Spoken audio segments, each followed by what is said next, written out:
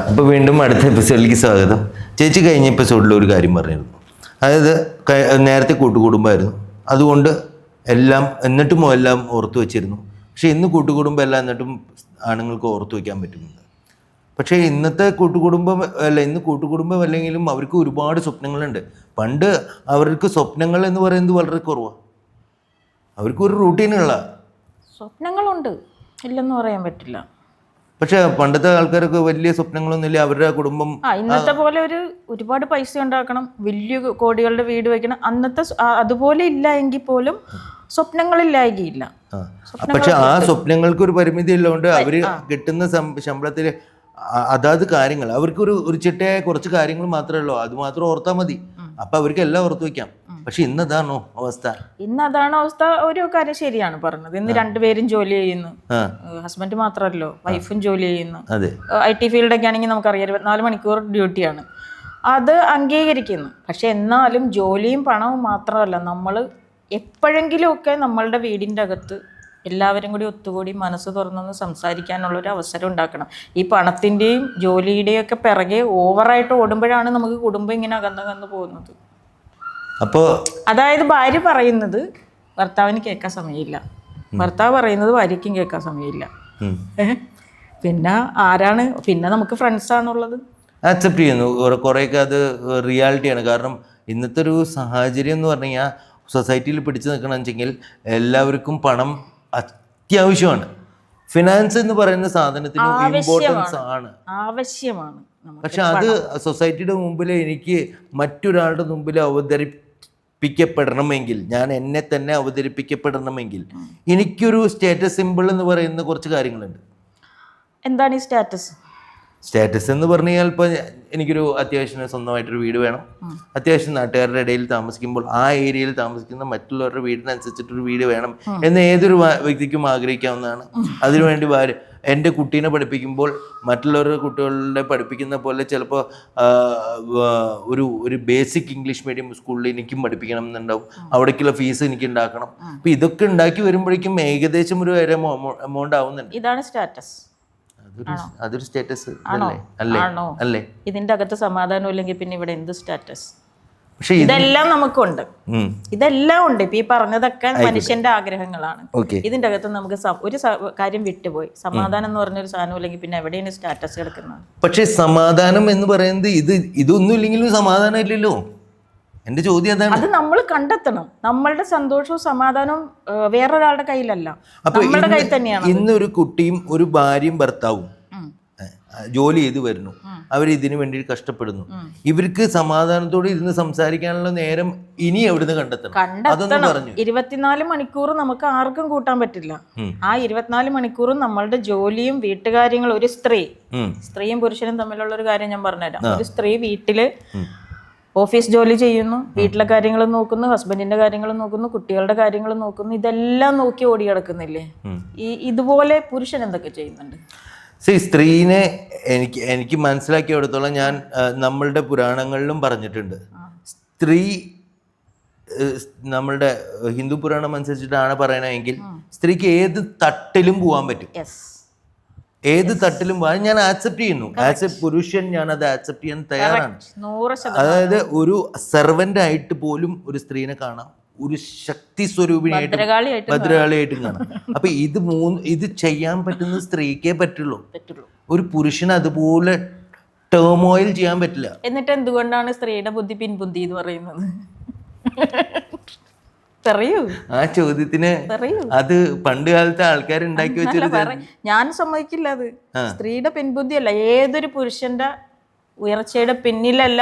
ഇപ്പൊ ഞാൻ പറയും, പിന്നിലല്ല സ്ത്രീയെ നിർത്തേണ്ടത്, ഒപ്പം നിർത്തണം, മുന്നിലേക്ക് പോകണ്ട. പുരുഷൻ എപ്പോഴും നമ്മളൊരു സ്ഥാനം കൊടുക്കണം എന്ന് തന്നെ ഞാൻ പറയുന്നത്. പക്ഷെ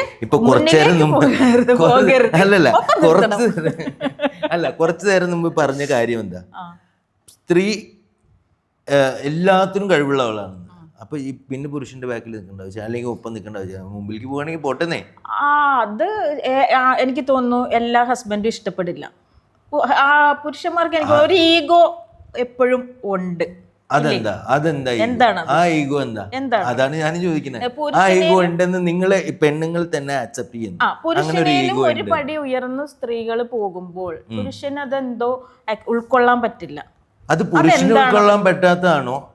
ഒരു പരിധി വിട്ടിട്ട് സ്ത്രീകൾക്ക് അവരുടെ, അതായത് ഒരു കമ്പനി നടത്തുമ്പോൾ ആ കമ്പനിയുടെ അഡ്മിൻ ചുമതല ഒരു അഡ്മിനെ കുറിച്ചിട്ട് അറിയുന്ന ഒരാൾക്ക് ഏൽപ്പിക്കുന്നു. അക്കൗണ്ടിങ് ചുമതല അക്കൗണ്ടിങ്ങിനെ കുറിച്ചിട്ട് അറിയുന്ന ഒരാൾക്ക് ഏൽപ്പിക്കുന്ന പോലെയല്ലേ ഇത്?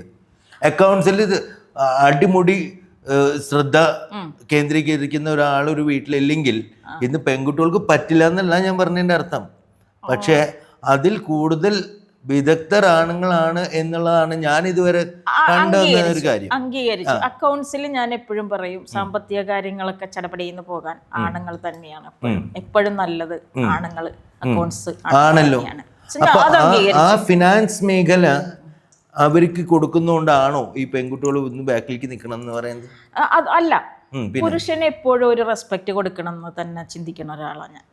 കാരണം ഞാൻ ഇപ്പൊ നേരത്തെ നമ്മളെപ്പോഴും ഓഫീസിലായാലും വീട്ടിലായാലും ഇപ്പൊ സൗഹൃദങ്ങളുടെ ഇടയിൽ ഞാൻ പറയാം, എനിക്ക് ഏറ്റവും കൂടുതൽ സുഹൃത്തുക്കൾ പുരുഷന്മാർ തന്നെയാണ്.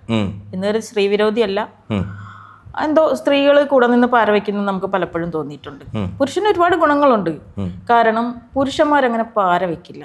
നമ്മുടെ കൂടെ നിന്ന് ചിരിച്ചുകൊണ്ട് അപ്പുറത്ത് പോയിട്ട് നമുക്കിട്ട് പാരപണിയില്ല. പാരപണിയുന്നത് മുഴുവൻ സ്ത്രീകളാണ്. അനുഭവം കൊണ്ട് തന്നെ ഞാൻ പറയുന്നത്. എല്ലാവരും അങ്ങനെ ആയിക്കോളണം എന്നില്ല ഞാൻ പറയുന്നത്. പുരുഷന് റെസ്പെക്റ്റ് കൊടുക്കണം. പുരുഷന്റെ ഇപ്പൊ ഞാൻ പറയാം, നമ്മളിപ്പോ ഒരു റോഡിലൂടെ നടന്നു പോവുകയാണെങ്കിൽ ഒരു സ്ത്രീ പുരുഷനിങ്ങനെ പതുക്കെ നടക്കുന്ന സ്ത്രീ ഒരു ഗുണ്ടത്തെല്ലാം വരുന്ന പോലെ അത് കാഴ്ചക്കാർക്ക് തന്നെ ഒരു ഇഷ്ടക്കുറവ് തോന്നും നമുക്ക്. മനസ്സിലായോ? അപ്പൊ പുരുഷൻ തന്നെ മുന്നിൽ നിൽക്കുന്നതാണ് നല്ലത്. ഞാൻ പറഞ്ഞുതരാം, ഒരു ഫാമിലിയിൽ എപ്പോഴും ഒരു പുരുഷൻ നല്ലതാണെങ്കിൽ ആ ലൈഫ് നല്ല രീതിയിൽ പോകും. അതിനൊരു സംശയവും വേണ്ട.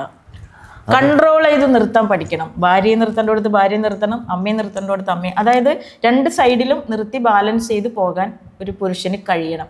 അങ്ങനെ കഴിഞ്ഞാൽ ആ കുടുംബം നല്ല ഭംഗിയായി മുന്നോട്ട് പോകും. ഉറപ്പാണ്. പക്ഷെ അങ്ങനെ പോയിട്ടും പല പെൺകുട്ടികളും ആ കുടുംബത്തിൽ നിന്ന് വേർപിരിഞ്ഞ് മറ്റൊരാളുടെ ഒപ്പം പോയിട്ടുള്ള ചരിത്രങ്ങളുണ്ടല്ലോ. അങ്ങനെ പോയത് നമുക്ക് വിധിച്ചിട്ടുള്ളതല്ല, പൊക്കോട്ടെ എന്ന് വിചാരിച്ചേക്കണം. അല്ലാണ്ട് ഇപ്പൊ എന്ത് ചെയ്യാൻ പറ്റും? ഇതിന് ശാശ്വതമായിട്ടൊരു പരിഹാരമില്ലേ? ഏതിന്? ഈ ഒരു കുടുംബം ശിഥിലമായി പോകുന്നതിന് ഞാൻ ചോദിക്കട്ടെ ഇന്ന് മനുഷ്യൻ എന്ന് പറയുന്നത് ഒരു ഹെട്രോസെക്ഷൽ അനിമൽ ആണെന്നാണ് എല്ലാവരും പറയുന്നത്. എല്ലാവരും അല്ല, സയൻസ് അത് പ്രൂവ് ചെയ്ത് കഴിഞ്ഞു. ഒരു ഹെട്രോസെക്ഷൽ അനിമൽ ആയിട്ടുള്ള ഒരു മനുഷ്യൻ, ഒരു സ്ത്രീ ആയാലും ഒരു പുരുഷനായാലും മിക്കവാറും പോകുന്നത് മറ്റൊരു പുരുഷന്റെ കൂടെ അല്ലെങ്കിൽ മറ്റൊരു സ്ത്രീയുടെ കൂടെയാണ്, അല്ലേ? ആണല്ലോ. ഇത് സയൻസ് തന്നെ പറയുന്നു ഇതിങ്ങനെയാണെന്ന് പറയുമ്പോൾ നമുക്ക് എന്തുകൊണ്ട് അത് അനുവദിച്ചു കൊടുത്തൂടാ? തെറ്റാണോ ശരിയാണോ എന്നാണ് എൻ്റെ ചോദ്യം. ഞാൻ അത് അനുവദിക്കണം എന്ന് പറയല്ല, പ്രേക്ഷകരെന്നെ തല്ലിക്കൊല്ലല്ലേ. തെറ്റാണ്. എന്താണ് തെറ്റായി? തെറ്റാണെന്ന് പറഞ്ഞാൽ ഇന്നിപ്പോ നമ്മളുടെ സമൂഹത്തില് നമ്മളുടെ നിയമവ്യവസ്ഥകൾ വരെ ആർക്കും സ്വാതന്ത്ര്യം എന്ന് പറഞ്ഞാൽ സാധാരണ സ്വാതന്ത്ര്യമല്ല, ആർക്കും ആരുടെ കൂടെ വേണമെങ്കിലും പോകാം എന്നുള്ള ഒരു കാലഘട്ടത്തിലാണ് നമ്മൾ ജീവിക്കുന്നത്. പക്ഷെ ഞാൻ ഞാൻ അതിനോട് യോജിക്കുന്നില്ല. നമ്മളുള്ള ഓരോരുത്തർക്കും ഒരു സ്ഥാനം കൊടുക്കുന്നുണ്ട്, ഇല്ലേ? തോന്നിയ പോലെ പോകാനും തോന്നിയപ്പോൾ നമുക്കൊരു സംസ്കാരമുണ്ട്. നമ്മുടെ ഭാരത സംസ്കാരം എന്ന് പറഞ്ഞൊരു സംസ്കാരം നമുക്കുണ്ട്. അതെല്ലാം കുത്തൊഴിഞ്ഞു ഇപ്പൊ. ഞാൻ ആ സംസ്കാരത്തെ ഇഷ്ടപ്പെടുന്നു, നമ്മുടെ സംസ്കാരത്തെ. ഏകദേശം അതുപോലെയൊക്കെ തന്നെയാണ് നമ്മളിപ്പോഴും ജീവിക്കുന്നത്. അപ്പൊ അത് തെറ്റ് തന്നെയാണ്.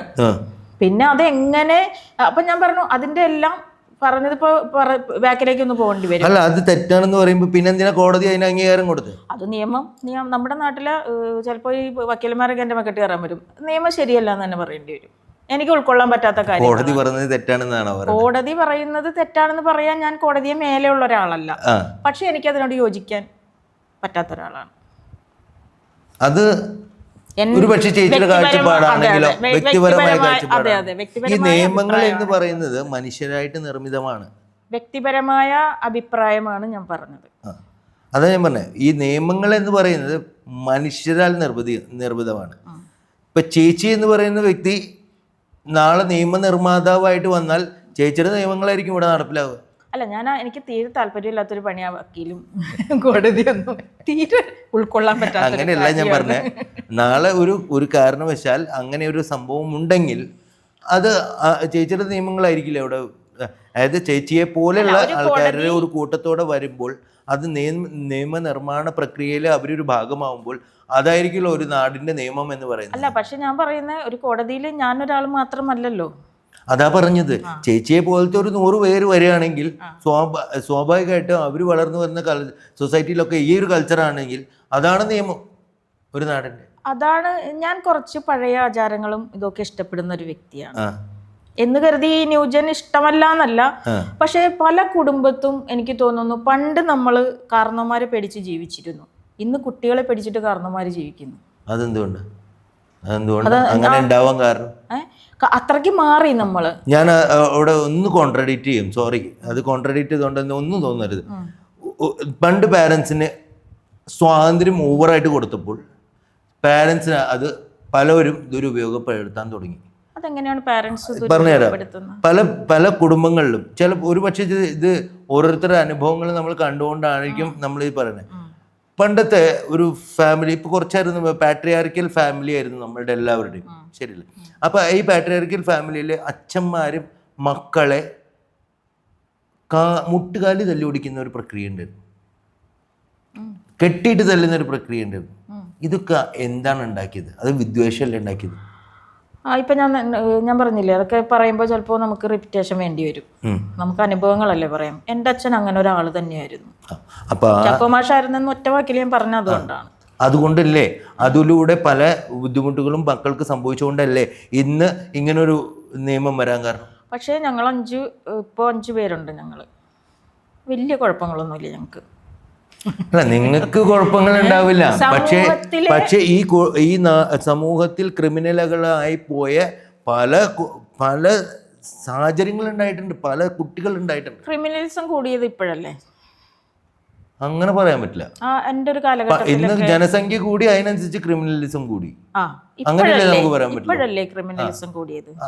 അങ്ങനെ പറയാൻ പറ്റില്ല. എനിക്ക് തോന്നുന്നു ഈ അടുത്ത കാലത്തായിട്ട് ഈ അടുത്ത കാലത്ത് ക്രിമിനലിസം കൂടിയത് എന്ന് പറഞ്ഞു കഴിഞ്ഞാൽ അത് ഈ ഒരു മറ്റേ നിയമം കൊണ്ടാണ് എന്ന് തോന്നുന്നുണ്ടെങ്കിൽ അത് നിയമം കൊണ്ടല്ല, അത് നിയമം കൊണ്ടല്ല.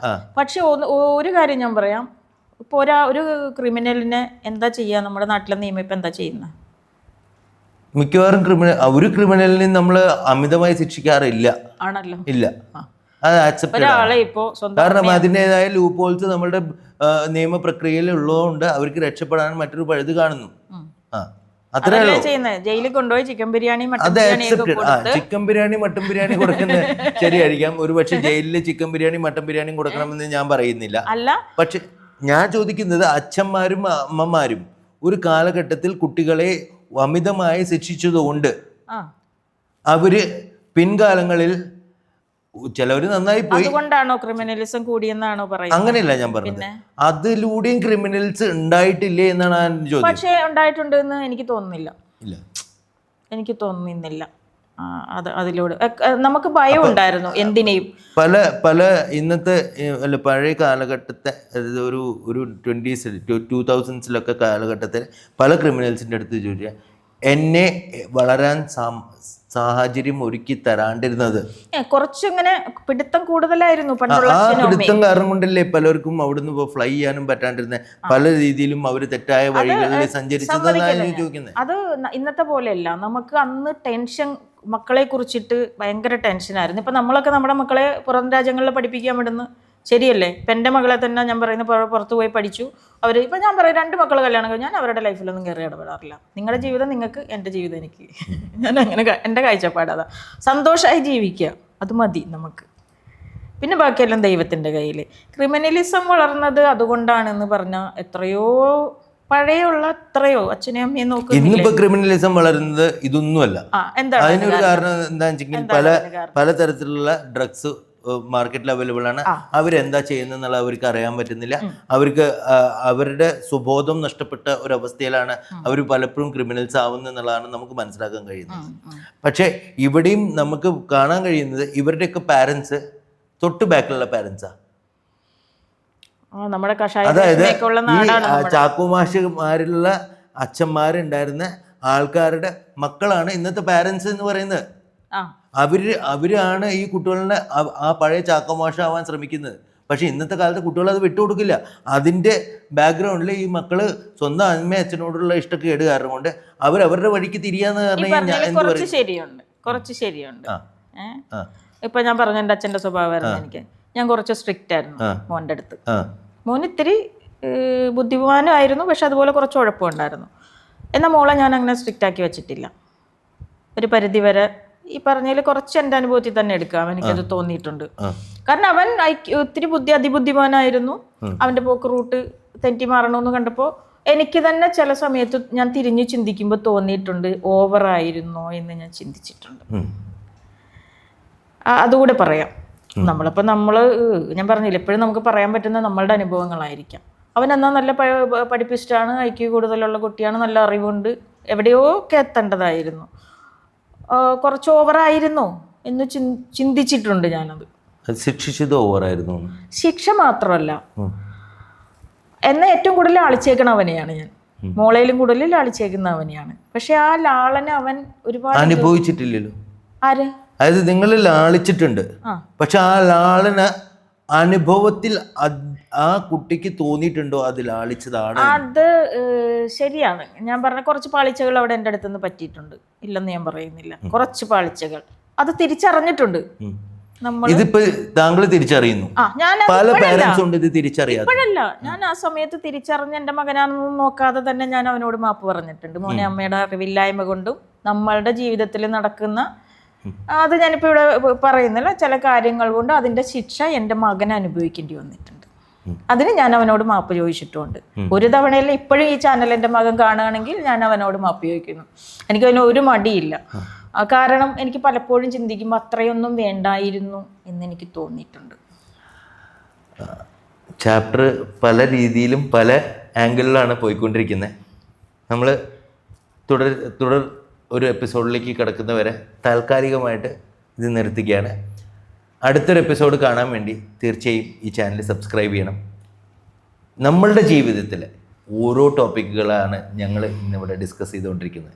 ഒരുപക്ഷെ തെറ്റുകൾ ഉണ്ടാവും, ശരിയുണ്ടാവും. നിങ്ങളുടെ കമൻറ്റുകൾ രേഖപ്പെടുത്തുക, അത് ഞങ്ങൾക്ക് സഹായകരമാണ്. കൂടുതൽ വീഡിയോകൾക്കായി ചാനൽ സബ്സ്ക്രൈബ് ചെയ്യുക, അടുത്തുള്ള ബെൽ ബട്ടണും കൂടി പ്രസ് ചെയ്യുക.